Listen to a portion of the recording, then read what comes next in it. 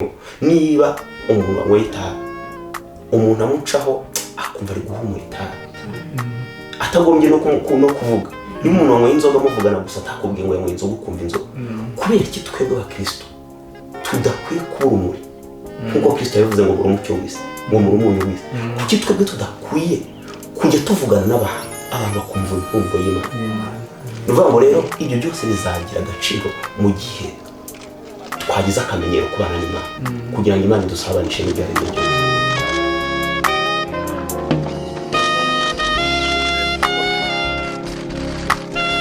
Hello guys, we are back again.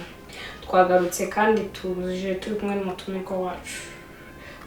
Tuje kuvuga iby'Imana ikora. Tuje kuvuga ijambo ry'Imana. Nabashishikariza kuba muhara abantu mukunda amagame n'ibiki n'ijambo ry'Imana niyo ntego y'igicano. So guys, muramubona ariko reka tubanze twakire Olivier umugabo wanjye abanza dusengera Imana ubundi dutangire. cyane. Reka dusenge. Mwami Yesu, twongeye kugushima, turagwimbaje, dushimye kuri Imana igira neza kandi kuri Imana ikomeye. Tugushimiye ko ariho twemereye kuba muri aka kanya. Nyemerera ubane natwe, uturinde, udushyigikire. Ni ukuri twizeye ubunguwe n'urukundo rwawe. Tugiye kuvuga ijambo ryawe kandi ijambo ryawe ni ryiza cyane. Nyemerera ijambo rizagere ahantu kure kandi uwo rizageraho wese rizamubera iby'umumaro, uwo rizageraho wese rizamwagure mu buryo butandukanye, kandi buri muntu wese yumva icyo ushaka kuvugana nawe. Tugushimiye ko ugiye kubana natwe muri aka kanya. Cyubahiro n'icyubahiro iteka ryose mu izina rya Yesu Kristo Nazareti. Amen. Nanjye n'uwawe arivuga narangiza twigisha, ariko ntitugira ikibazo tuzahita tukubaza. Nta kibazo. Subiza abakunzi bacu. Ndabasubije mwese aho muri mu izina rya Yesu Kristo. Amen. Nitwa Marcel Nshimiyimana, ndi umusore Nshimiyimana. Imana yatugiriye ubuntu tuvuga ubutumwa bwayo. Rero ndabashimira n'abavandimwe bantumiye ngo nzaze dusangire ijambo ry'Imana, nzaze tuganire kuri uyu murimo. Rero Imana ibaha umugisha, turaza kuganira ijambo ry'Imana nk'uko Imana yabiteguye bitunyujijemo. Rero murakaza neza mu ijambo ry'Imana. Amen. Umwanya ni uwawe. Murakoze. Ndifuza ko tuza kuganira ku ijambo ry'Imana, ariko hari umutwe nari narihaye ariko nza kuwuhindura. Nza kwihindura bitewe n'uko mwansabye ko twaza kuvugana, hakaza kuzamo n'ibintu tukaza kubihuza n'umuryango, ndetse umuryango ufite ibisabwa byose kugira ngo witwe umuryango kandi mwiza. Mwiza wishimye ubayeho neza. So rero ibintu tugiye kuganira bifite umutwe uvuga ngo nihe twakubakira ngo tugire imiryango myiza. Nk'uko twari tumaze kubivuga, nihe twakubakira ngo tugire imiryango myiza yishimye, yujuje ibyangombwa byose, imiryango ya gikristo, kuko turi abakristo of course. Rero ni hehe umuntu ashobora kubaka, ashobora kubakira kugira ngo agire urugo cyangwa umuryango ufite ibyo bintu, ufite wuzuye. Reka bari kutuvuga, kuko abantu benshi ushobora kubabaza ngo se urugo rwiza cyangwa umuryango mwiza umeze gute, ugasanga nta shusho afite y'ubwo bwiza. Rero kuba umuntu adafite ishusho y'icyo kintu, biragoye ko yanamenya icyo ashaka muri uwo muryango, kuko niba utazi ishusho, twese dukenera kubaka. Biraza no gusa nkaho bigoye kuko urumva tugiye kuvuga ku muryango kandi tukiri ingaragu.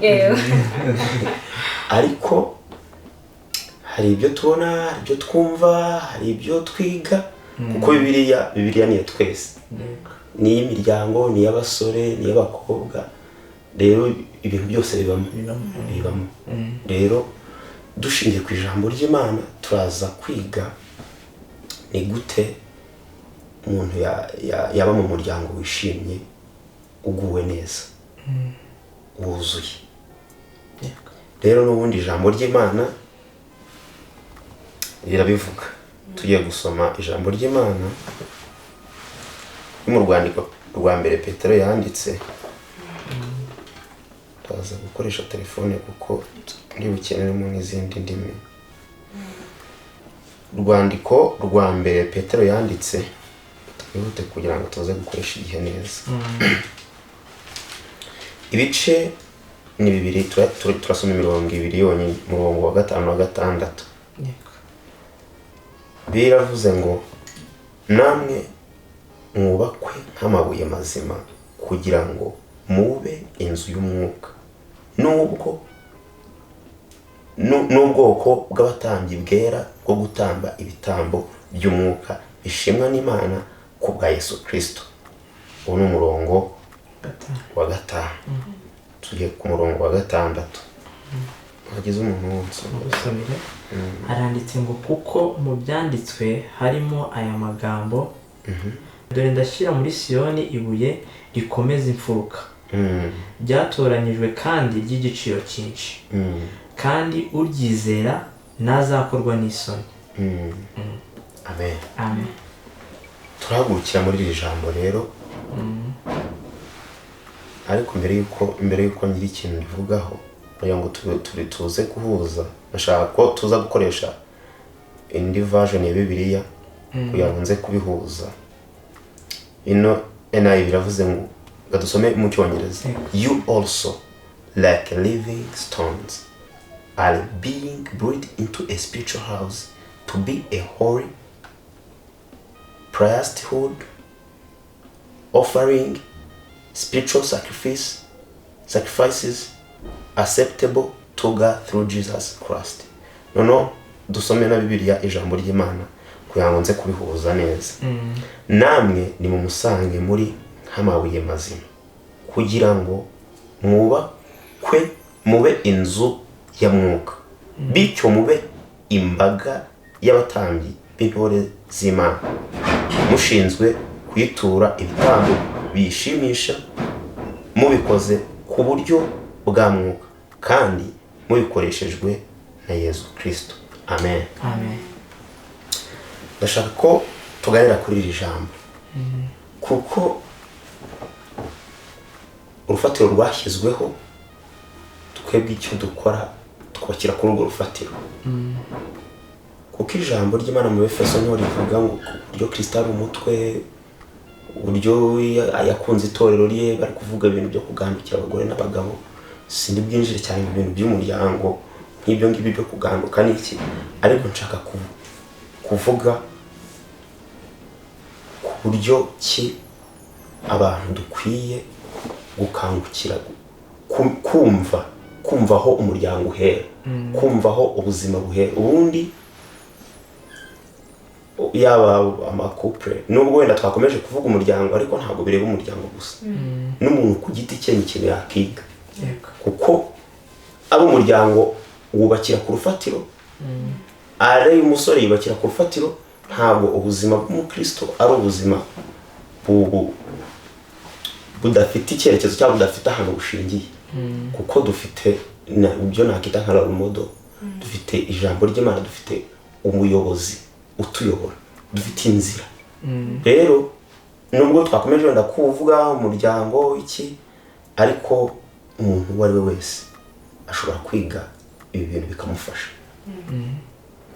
Nanjye mvuga ngo tuvuze gato ku bintu byerekeranye n'umuryango, cyangwa ndabyita gute, umuryango, urushako, mvuze n'ikinyarwanda cyiza nabiha, ariko kubaka, buriya kubaka ntabwo bitangirira, cyangwa urushako ntabwo rutangirira mu rugo. Ntabwo kugira umuryango mwiza bitangirira mu muryango. First of all, umuntu w'umwubatsi wese iyo agiye kubaka abanza kugira igishushanyo mbonera cy'ibintu agiye kubaka. Rero nk'abajene wenda ni n'inama umuntu ushaka gushinga urugo cyangwa ushaka kubaka, ushaka kuba mu muryango, uriya muryango ubona mu bitekerezo byawe ntabwo uzakira ngo wa muryango ubemo. Hari bigomba kubanza kugira ngo wubake, ugomba kuba ufite igishushanyo mbonera cy'ibyo ushaka kubaka. Urakenerwa nk'ibintu nka 3 cyangwa 4. Icya mbere, igishushanyo mbonera cy'ibyo ushaka kubaka. Icya kabiri, ibikoresho uzakoresha wubaka cya kintu ushaka kubaka. Icya gatatu, ugashaka umwubatsi mwiza abubatse. Icya kane naho kubaka. Urumva ari ibyo bintu uko ari bine. Mbere yuko twinjira mu kuvuga ngo umuryango, mbese ubundi umuryango uhera cyangwa ubuzima bw'umuryango buhera mu gishushanyo mbonera umuntu afite. Ni icyo ushaka kubaka mu bitekerezo byawe. Kuko abantu benshi nkunda kubona tugendera mu kihiri cyangwa mu kigali cyo kuvuga ngo abandi twiganye barashatse, abandi twabanye bari gushaka, abandi bari gutinda, abandi bambara gutya, abandi bitwara gutya. Ariko twebwe nk'abana b'Imana ntabwo dukwiye kureba ngo abandi, nubwo ari byiza, hari ibintu byinshi twigira ku bantu, ariko se wowe n'ibitekerezo byawe nicyo ushaka.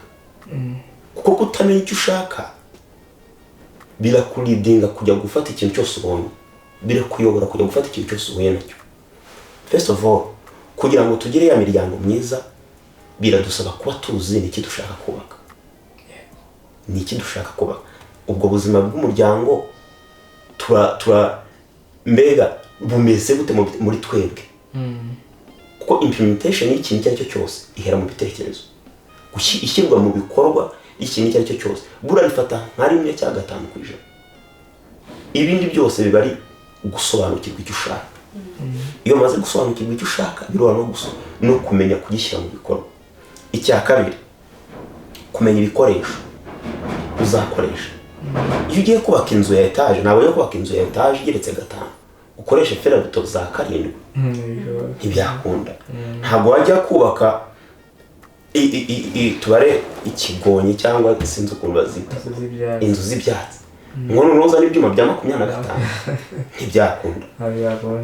Kandi ucunze neza, twese turi long material, twese turi ibikoresho bitari byiza. Urebye neza usanga twese turi ibikoresho bitari byo. Ahubwo ikibazo ni he bigiye gukoreshwa. Kuko ibikoresho byose ntabwo bikora umumaro umwe, biterwa n'ikintu ushaka kubaka.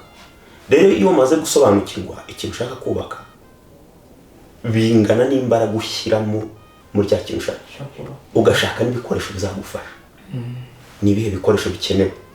Mbese iyo umuntu agiye kubaka, kuko Yesu yabivuze ngo kuko ntawajya kubaka inzu ngo ajye kuyubaka just gusa kubaka atabanje kwicara ngo yige ku bintu bizatwara yanzu. Niyo bigenze gutyo hari igihe yitangira ikageramo hagati abantu bakazamuseka ati doruri yatangiye inzu ntarangije. Rero niyo mpamvu kwicara no kugira inyigo plan yo kuvuga ngo nshaka kubaka iki, nzakoresha ibikoresho bimeze gutya, hakaza n'ikindi kintu cyo gutekereza ninde uzubaka. Ibyo byose iyo bihuje hakaza na kiriya cya nyuma cyo kuvuga ngo nihe nzubaka. Iyo bihuje nibyo biza bikabyara. Ariko nituvuga kubihuza ntabwo ari kubihuza uko umuntu yiboneye, kuko numvishe ngo twitwa spiritual family. Rero ni umuryango ugomba kuba iri spiritual. N'iri jambo ryatubwiye ngo kugira ngo mube. Wenda reka ntatinze ndigemo kugira ngo turivugeho gato. Namwe mwubakwe nk'amabuye mazima kugira ngo mube inzu y'umwuka. Hari reka ijambo ry'Imana niyo nakunze. Namwe nimumusange muri nk'amabuye mazima kugira ngo mwubakwe mube inzu ya Mungu. No kuvuga ngo ku murongo waho 6 niho havuga ngo Imana yahise n'ibuye Isiyoni irishyiraho nyine ibuye rikomeza imfuruka. Ni ukuvuga ngo iyo uri kubaka ukabona ibuye rikomeza imfuruka, izindi nkuta zose ziza zunga kuri rya buye. Ni ukuvuga ngo direction ibibonetse, ibuye rikomeza imfuruka. Ni ukuvuga ngo niho ibintu byose byubakika bigomba kuba bishingiye. Ni ukuvuga ngo rero iyo tugiye kuvuga ngo imiryango yaba navuga ngo abandi, niho dusanga ngo twubakiye hehe cyangwa turi gushaka kubakira hehe, kuko hari abubatsi hari n'abatarubaka. Turi gushaka kubakira hehe, nta handi urufatiro ngo rurahari. Noneho hakaza ngo bityo mube imbaga y'abatambyi b'intore z'Imana, mushinzwe kuyitambira ibitambo bigishimisha. Icyo mvuga hano ni iki?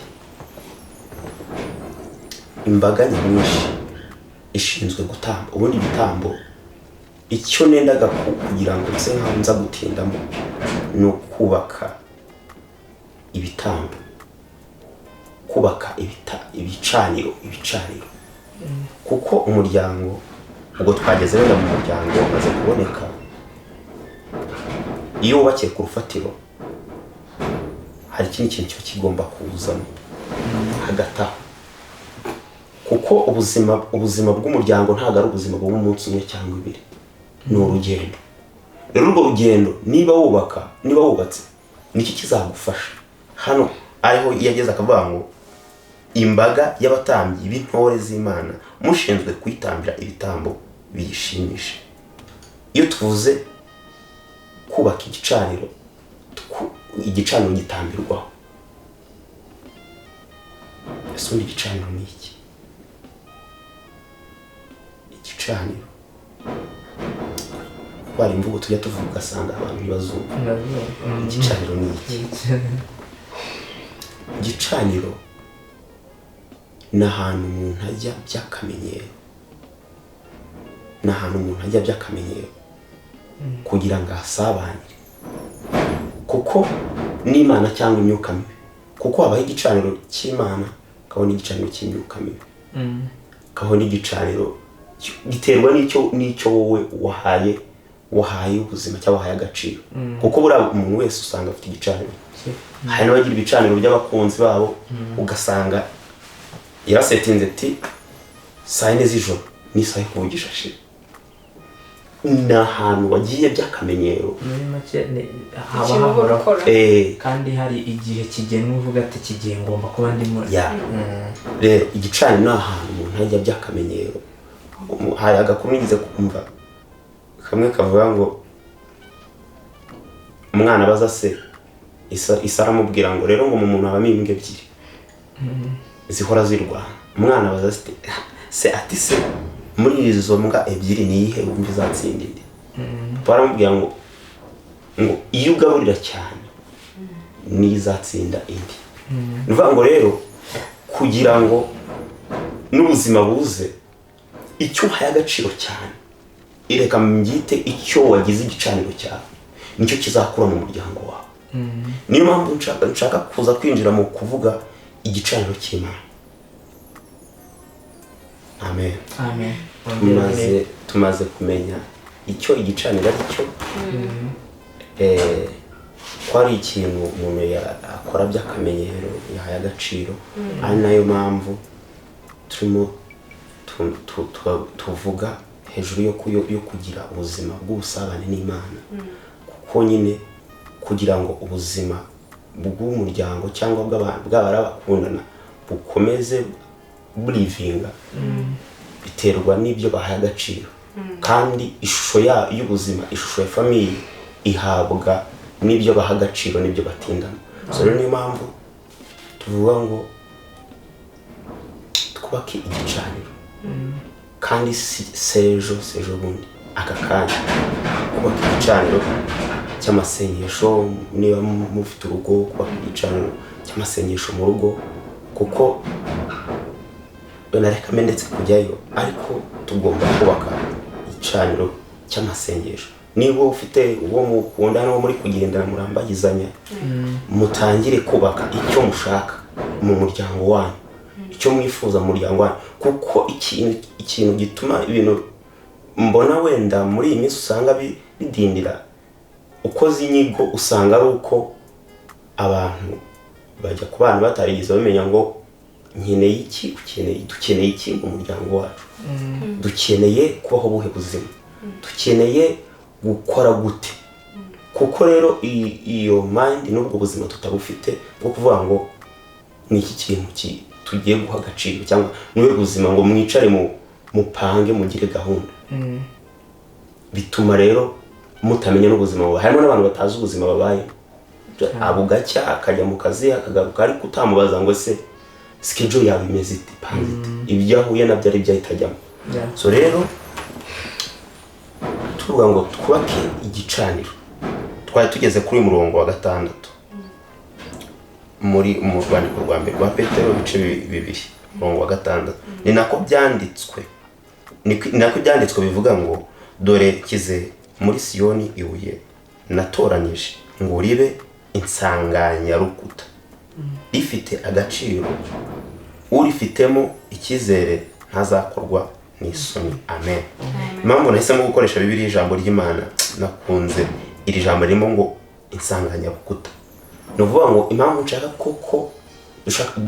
nshaka ko twiga kubakira kuri Kristo nuko ari we rufatiro, ni ukuvuga ngo niwe.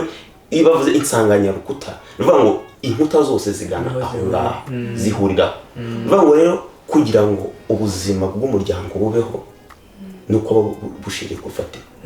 Hari indirimbo Imana yerutse gushyira ku mutima wacu, irimo iryo jambo, umva mutima wanjye turiza Uwiteka, ngwino wegera wari akumenyera ibyo ukenye, wowe ntiwishoje kandi wishoboza ikintu na kimwe utari kurufatira. Ni ukuvuga ngo ikintu cyose dukeneye, biravuga ngo mbese urashaka kumenya iby'Imana yawe ishaka, mbese urashaka kubona ukuboko k'Uwiteka. Bivuga ngo ikintu cyose umuntu akeneye, yaba mu muryango yaba mu buzima bwose abamo, ngwino usange Yesu. Ni ukuvuga ngo Kristo niwe rufatiro. Ubuzima bwose butubakiye kuri Kristo si ubuzima. Bibiliya ivuga ko twebwe noneho n'iyo tudafatiye kuri urwo rufatiro tuba turi abapfu, tuba dupfuye. Ni ukuvuga ngo rero ubuzima bwose kugira ngo bugire imbaraga ndetse ubuzima bwifuza, nubwo hari ibyo tujya twita nk'ukuri ariko kutari ukuri. Byari natangira kuvuga ngo abandi ukajya mu rugo bakubwiye ngo ni ukuzubaho, ririya jambo ribahe muri Bibiliya ngo ni uko zubakwa. Nese barebye future ni mentalite y'isi kandi idahura na mindset. Yes, byo bihura n'ukuri ku jambo ngo niko rero inkundo nyinshi, relationship nyinshi n'ingo nyinshi. Ntabwo ndi kuzana muri relationship nyine inkundo nuko wenda kuvuga ku muryango cyane ukiri umusore bisa nkaho bigoye, ariko nyine icyo nshaka kuvuga impamvu ibintu byose usanga bicumbagira kandi abantu bakumva nta kibazo. Sheri wanjye cyangwa umukunzi wanjye cyangwa umugabo wanjye ntakunda ko tubaho gutya, bikagera ukabyakira kandi ari ikinyoma, ukumva nibwo buzima nyine, bigacumbagira ukabyihorera ukagira ngo nibwo buzima. Icyo kibura ni ikirere, nuko twakira ku rufatiro, twubakira ahantu hanyuma. Kristo yavuze ngo ni njye nzira n'ukuri n'ubugingo. Ni ukuvuga ngo rero ibintu byose bitarimo, iyo tuvuze inzira, iyo bavuze inzira ubundi ikintu kiza muri mandi cya mbere ni itangiriro n'iherezo. Kuko inzira yose cyangwa umuhanda wose, iyo mvuye i Kigali ngiye wenda Musanze ari urugero, ngiye muri iyo nzira ariko nturutse i Kigali ndi bugere Musanze, iyo ni start and end. Ni ukuvuga ngo rero Kristo iyo avuze ngo ni njye nzira, ni nko kuvuga ngo ni njye tangiriro n'iherezo, n'iherezo.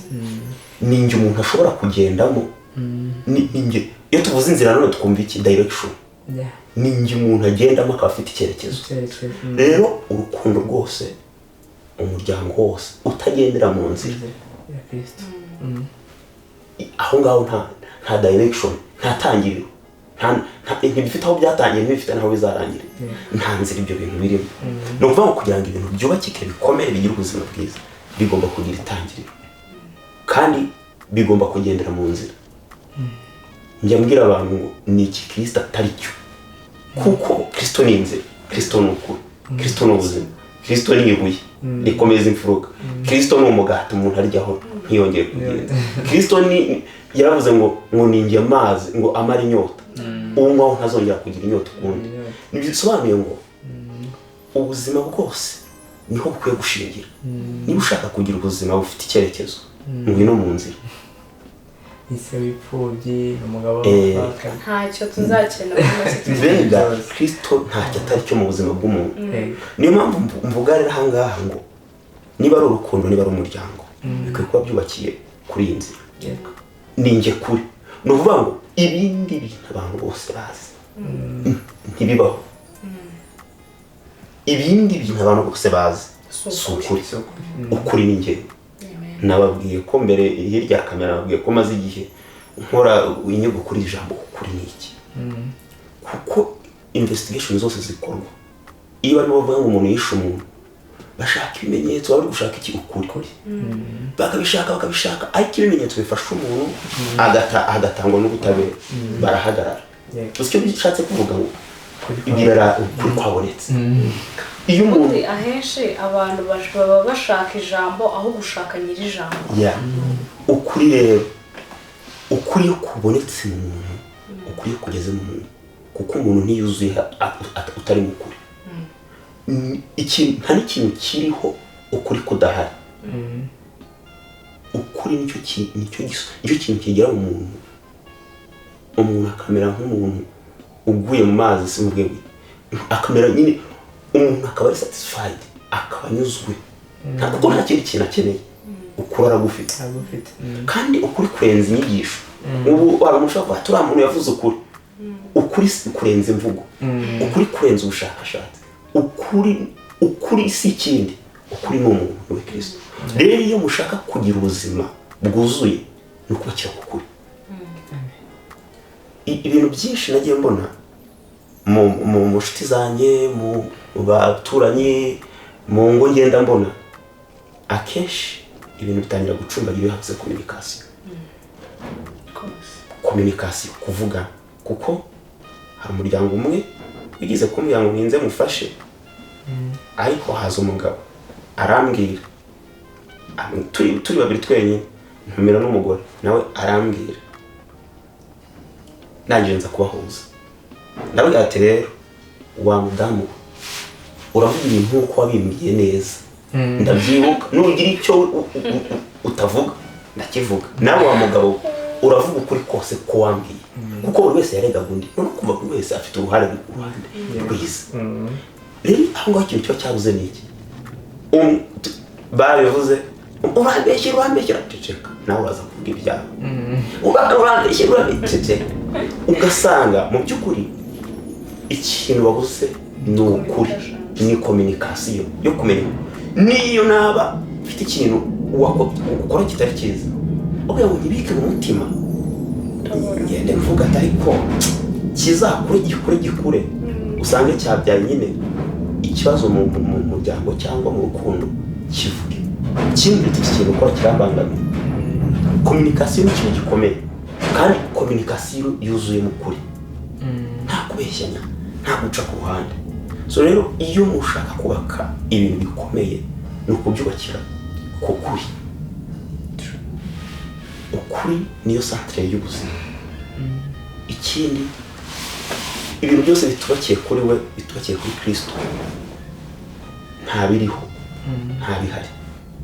Niyo mpamvu niyo dushaka kujya mu nkundo, niyo dushaka kujya kubaka ingo, mbese iki kintu kiri kunsunika gukora ibyo bintu. Mbese kuko ibyo bintu ni Imana. Mbega uruhare rw'Imana muri ibyo bintu ni uruhe? Ko harimo ubushake bwanjye njye numva nshaka kubikora, ariko ubushake bw'Imana muri ibyo ni ubuhe? Rero icyo nendaga kuvugaho no kubwira abantu cyane kandi nanjye nibwira, kuko nanjye ndabikeneye cyane, ni ukubaka ubuzima buzi Imana. Twamaze kubona aho twubakira no kwiga mbese n'iki kigira agaciro. Ikintu kigira agaciro nicyo mwahisemo guha umwanya wanyu mu mibanire y'umuntu uwo ari we wese, yaba ari umukunzi wawe, yaba ari inshuti zawe. Icyo mwahisemo guha agaciro nicyo muhuriyemo, icyo kizakura kigira imbaraga. So rero ikintu nababwiye, twige icyo kintu cyo kumenya icyo guhabwa agaciro mu buzima bwacu, mu mibanire yacu n'abandi, mu mibanire yanjye n'umukunzi wanjye, mibanire yanjye n'umufasha wanjye, mibanire yanjye n'umutware wanjye. Tumenye aho kubakira ibintu, kandi twahabonye n'ahandi ni ku rufatiro, arirwo ruhuza inkuta zose. Niho ubuzima buri, niho ubuzima bwubakiye. Reka nsome nk'undi murongo umwe cyangwa ibiri kugira ngo tuze no kuza gusoza. Dusome ibyakozwe n'intumwa ibice 17 umurongo wa 11. Havuze ngo ariko abo bo bari beza kuruta ab'i Tesalonike, kuko bakiranye ijambo ry'Imana umutima ukunze, bashaka mu byanditswe iminsi yose, kugira ngo bamenye yuko ibyo bababwiye ari iby'ukuri koko. Ni iki kintu cyatumye abantu b'i Beroya, ku murongo wa 10 niho bavuze uwo mwanya, muri iryo joro bene data bohereza Pawulo na Sila i Beroya, basohoyeyo binjira mu isinagogi y'Abayuda. Ni iki kintu cyatumye abantu b'i Beroya baba beza? Ni iki kintu ni uko bajya gusenga, kuko rimwe na rimwe tujya twubaka ibintu kuko ujyana n'umukunzi wawe gusenga ukumva birahagije, kuko mujyana mu buzima, mujyana musohokana, cyangwa kuko we n'umufasha wawe mukora ibintu bisanzwe ukumva birahagije. Ariko aba ngaba niki cyatumye baba beza? Niki cyatumye? Kuko bajyaga gusenga. Niki cyatumye baba beza? Kuko n'ubundi icyatumye baba beza cyaturukaga kuko bavuye gusenga, ngo bashakishaga umunsi ku wundi, bashakisha mu byanditswe, bashakisha uburyo bakubaka, bashakisha uburyo bakubaka ubuzima, bashakisha kugira ngo barebe neza ko ibyo bababwira ukuri, bagenzure. Rero namwe cyangwa natwe, kugira ngo tugire ibintu bifatika, ntabwo birangirira hariya. Ni uguhora dushakisha mbese ni ubuhe bushake bw'Imana muri ibi bintu, ni ubuhe bushake. Kuko hari n'igihe tugera no mu kazi ugasanga umuntu ahuye n'ikibazo mu kazi, ariko se ni ubuhe bushake bw'Imana muri iki kibazo? Ni gute ngomba, kuko ibintu hari umwanya nyine nibyo birangira ubaye nkabyo. Hari igihe umuntu avuga arabuze umwanya, simba umwanya wo gusenga, simba umwanya wo kwiga ijambo ry'Imana. Gute? Muri situasiyo iyo ari yo yose ukwiye gushakisha uburyo wagira ubuzima budependinga ku rufatiro. Kuko urufatiro ni Kristo. Ibintu byose tugomba kubyubakira kuri we, kugira ngo umuryango, kugira ngo abantu bari kwitegura kurushinga babe bafite ubuzima bwuzuye, nta handi bagomba kubakira. Reka nsome irya nyuma ngire nsoze. Muri icyo gitabo n'ubundi kidakozwe n'intumwa ibice 18 turahera ku murongo wa 24 kugeza ku 25. Reka dusome mu izina rya Yesu. Ijambo ry'Imana rivuze ngo hariho umuyuda witwaga Apolo, wavukiye muri Alexandria, bukeye agera muri Efeso.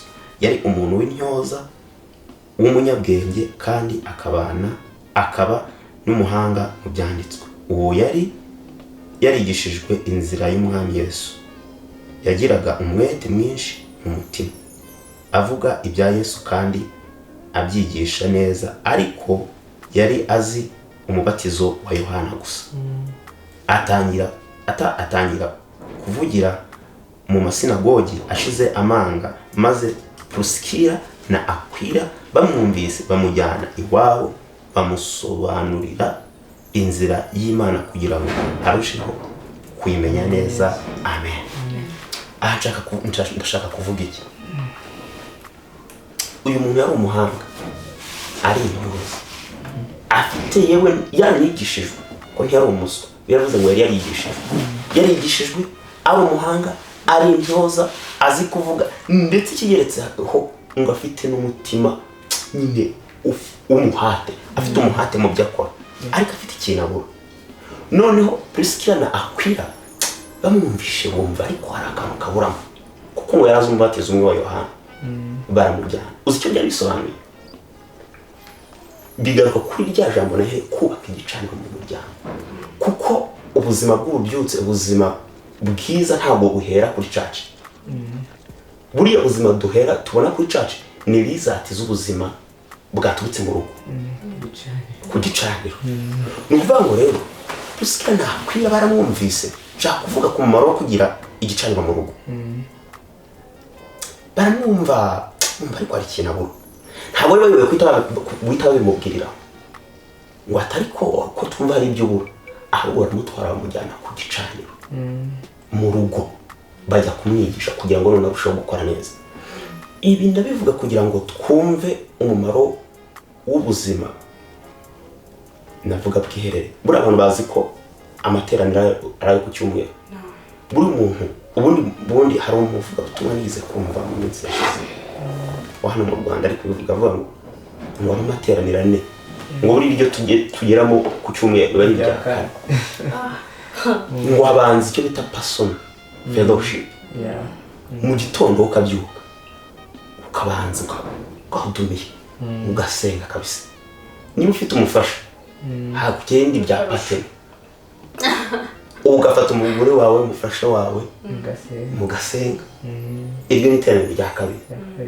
Hari n'irindi teraniro rya pipo, abo muhurira mu nzira ukabasengesha. Kandi gusenga ni uko nyine tujya tubifata tukabiha valeri isa nkaho iri ariko ifite ikibura, kuko kuva hari abantu bavuga ngo gusenga no kujya ukicara akoye hoya, no mu bitekerezo no mu nzira ndi no gukubwira ngo Yesu ashimwe, Imana ikugirire neza, n'isengesho.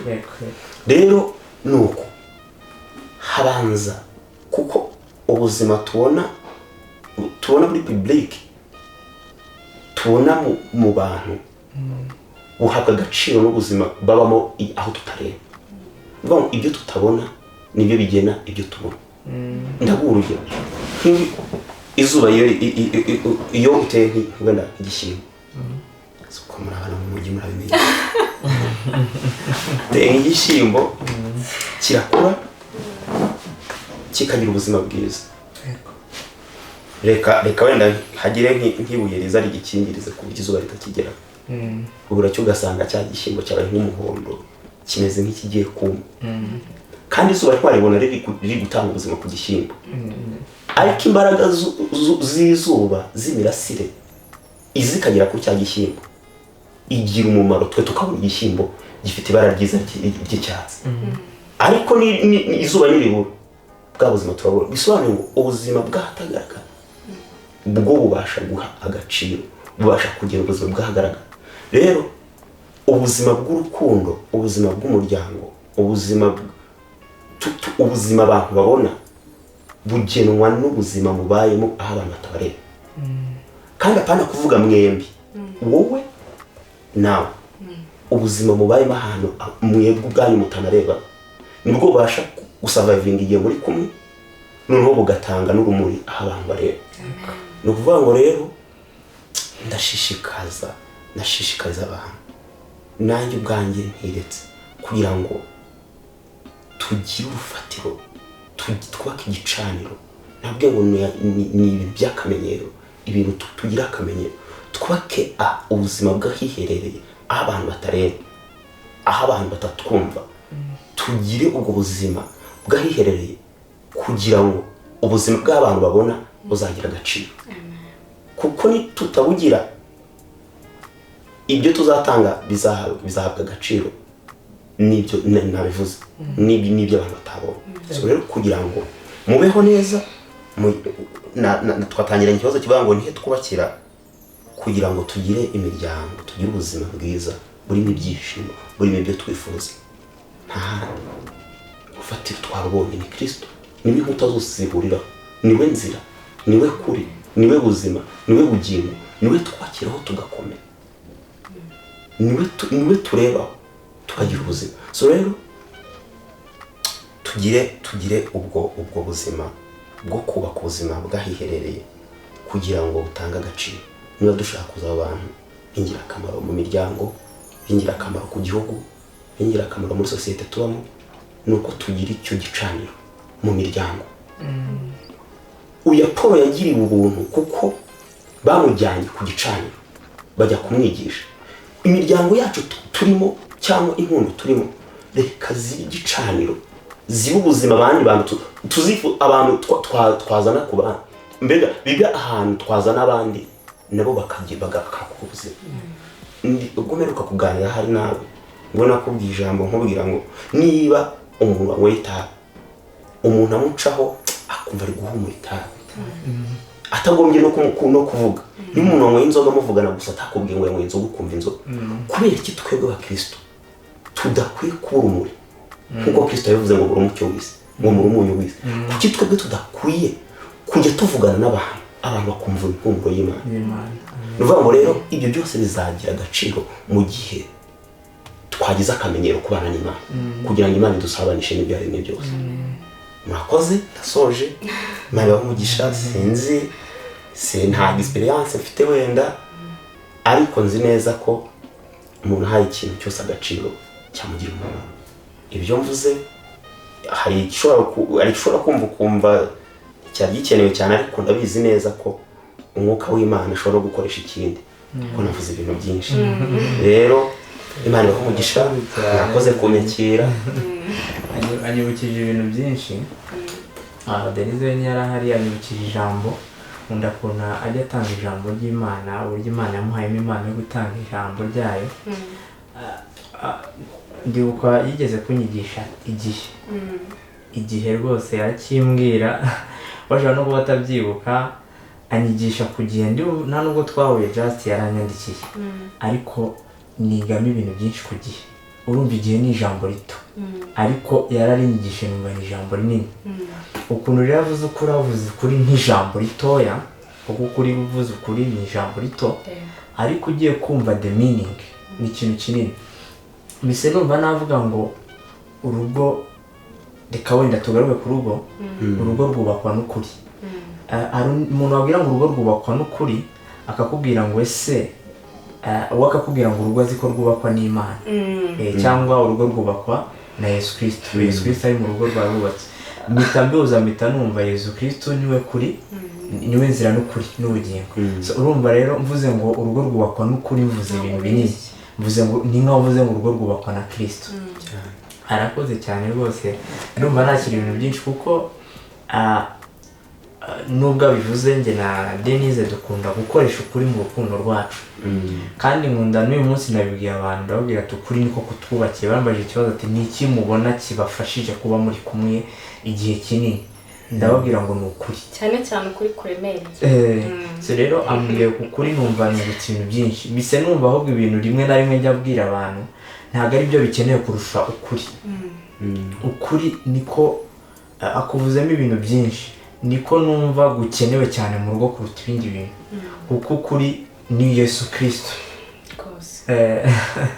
Yesu Kristo ni ibintu byinshi nabyo arabirondeye, numva ni mugari cyane. Ariko wenda hari undi muntu wungutse ikindi kintu, ariko njye cyo nkuyemo rwose ndumva ari kigari cyane. Hari ikindi kintu yavuzeho, aravuga ngo nta muntu ubura umwanya ni gute ubura umwanya icyo kintu sinzi niba ubyibukanya nkunda kukikubwiraho ni gute umuntu avuga ngo ari busy iminsi yose ngo yabuze umwanya yo gusoma ijambo ry'Imana yo gusoma ijambo ry'Imana ngo yabuze umwanya ni gute ubura umwanya wo gusoma ijambo ry'Imana uryama nijoro ugasinzira amasaha agera muri 6 7 8 ukaryama ugasinzira amasaha yose ukabyuka ukajya muri douche ukabona umwanya wo kwiborosa ukabona umwanya wo kurya ntubura umwanya wo kujya mu kazi ntubura umwanya wo kwitaba call ntubura umwanya wo kujya kuri WhatsApp ibyo bintu bagenda babitekereza babiteranya ntuvuga ati uyu munsi reka mwigomwe amasaha 2 nari gufata njya kuri WhatsApp reka nsome nk'iri jambo aba ari ryo ncengeza mu mutwe wanjye nta muntu n'umwe ujya ubura umwanya wo gukora ikintu kereka iyo atagihaye agaciro akagaruka ikintu wahaye agaciro uko byagenda kose ukibonera umwanya ikindi kintu yavuze ni ikintu cyo gutoheramo imbere mu kanya behind naho twari turi kuganira turavuga ati ni gute ubwira umuntu ngo kubera iki usigaye usa neza nyine asa neza rero behind hari ibintu bituma uwo muntu asa neza hari ukurya neza wenda urugero hari n'abisiga dore ko twebwe ni movit guys ni movit rero ibyo bintu usiga inyuma ndumva namubwiye ngo nshaka ko wenda ntabisobanukiye neza muramfasha ariko ibyo bintu usiga inyuma biroroshye ko ujya gukaraba bikavaho ni ibintu byoroshye cyane ariko ibintu wariye mu biryo burya abahanga bajya bavuga ngo intungamubiri nizo mu biryo ibintu wariye mu biryo biba arimo indani mu mubiri ni hahandi no kubigeraho ari ibintu bigoranye kereka uretse gukomeza kuhiramo indani ngo bigaragare n'inyuma nyine ibyo mindani nibyo bituma niba umuntu amateraniro agenze neza ati se kuki wigishije neza byagenze gute indani yararimo asega nijoro wowe uri gukata igitutsi kubera iki Olivier wambaye neza wambaye ishati nziza ejo bundi wagiye kurya we arigomwa ntiyarya bika amafaranga kugira ngo azagure ishati nyine behind hari igikorwa kiba cyabaye imbere yuko wowe ugaragara neza cyangwa usa neza ikindi kimwe ni igicaniro nibyo koko urugo rukeneye igicaniro kandi abisobanuye neza iteraniro duhuriramo hariya twese twahuye ni ryiza nibyo ariko avuze ko iteraniro rikomeye niryo nahereyeho ku giti cyanjye maze gukurikizaho iryanjye wenda n'uwo dufatanyije urugendo niba ari umufasha wanjye cyangwa ari umufiyanse wanjye irindi ntekereza ni ufite famiye ni abafamiliye n'abandi bantu ukabona kujya hariya ku rusengero njya mbiha agaciro kuko buriya n'intambara zikomeye abantu bagira nabisobanuriye mu buryo bw'intambara intambara ya rusange iba yoroshye intambara y'abafamiliye intambara ishaka koroha kuko ubizi ko uzarwanwa nabo n'ubundi niko zikurikirana intambara nagirana na Denise nayo ishobora koroha ariko intambara ikomeye n'intambara ngewe nziteza ubwanjye ku giti cyanjye Satani azakuzamukiramo kabari wowe ayizamura rero no kurwana twakagombye kwiheraho ubwacu nge nkarwana nkafatanya na Denise tukarwanya nkafatanya na famille tukarwana nkabona kujya ku ikanisa gufatanya na korali n'abandi niko ubundi byagakwiye kugenda abenshi rero tutwica ibyo mu rugo tugira vuba vuba baguhereza icyayi ati mvibira wa mugore wari kubundi ugira ute akagira vuba vuba ngo agiye hehe gukuramya Imana utabanje kuyubahishiriza iwawe nayo ubwayo ntikumva hari ibintu bitangaje ariko n'umupasiteri wabimbwiyeho buriya ngo uvuye mu rugo washwanye n'umugore ntabwo wajya gusenga ngo wumvikane bikundi ari wowe ikintu cyaturutseho wenda ukagerageza communication ntabwo wajya gusenga ngo Imana ikumve biba binagoye erega buriya umugore wawe sinzi niba mujya mukurikirana amasezerano ko Olivier na Denise babaye umwe bari abantu babiri ko babaye muri make nubwo usize utumvikanye nanjye wowe ku giti cyawe nawe ubundi ninjye nawe turumwe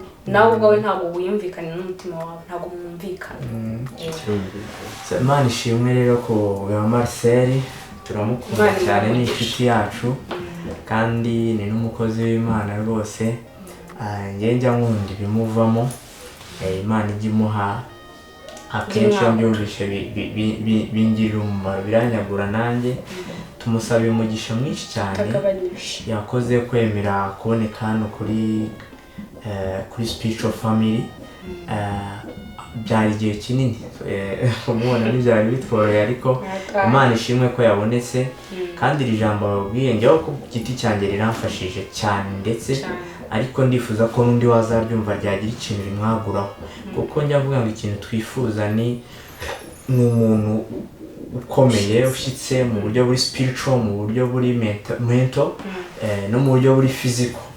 Tukabona umuntu rwose wo kwifuzwa nk'uko yabivuze ba bantu babaye abo kwifuzwa. So rero tukamara igihe kinini dushaka ukuri nk'uko yabivuze. Sinzi niba ijambo rivuga ngo ukuri niko kuzagira gute uzamenya ukuri niko tuzaba batura. Ukuri rero ni kugari byo noneho bikagaruka ugasanga ngo Yesu niwe kuri muri we.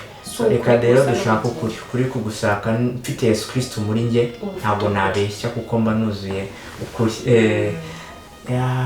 Ndumva ari byinshi turabakunda cyane ariko Imana iha umugisha Marcel mwinshi cyane kandi rwose n'ikindi gihe twifuza ko twazamubona kuko afite ibintu byinshi tumufatira rero ko twabigenje bashaka kubyumva kandi namwe bizabagirira umumaro n'igihe rwose azagaruka akazatwigisha igihe rwose yigeze kunyigisha igihe kingira umumaro kugeza na n'ubu n'ibindi byose uko azagenda yaguka natwe twifuza ko kuri Spiritual Family azaza akangura abantu badukurikira kuko njya nkunda kubivuga ngo njyewe njya ndeba inyungu niyo yaba ari y'umuntu umwe dukoze iki kintu umuntu umwe akarokoka byuzuye byanshimisha cyane. Imana ishimwe turabakunda cyane guys. Imana ibarinde, Imana ikomeze kubahaza uburame. Reka Denise amusabire umugisha mu ijambo ritoya. Imana y'igikundiro twongeye kugushima cyane tugushyize hejuru kubw'ijambo ryiza twumvishe twongeye gusobanukirwa uburyo ki uri ukuri kandi Kristo ntawe ujya kwa data atakunyuzeho. Icyubahiro n'ikibi cyawe rero kuko umukozi w'Imana ukomeze kumwongerera umugisha utagabanyije. Yesu Kristo turasenze cyane ngo natwe ibyo twumvishe ntibinyuramo ngo bisohokere ahandi ahubwo duhe kubikomeza kubyumva kurushaho kubisobanukirwa. Kristo turasenze ngo twuzuze ukuri kandi ni wowe kuri. Turakwinjiza ngo ukomeze kutwambika imbaraga mu gutandukana ubane natwe kandi ukomeze kutumugisha mu izina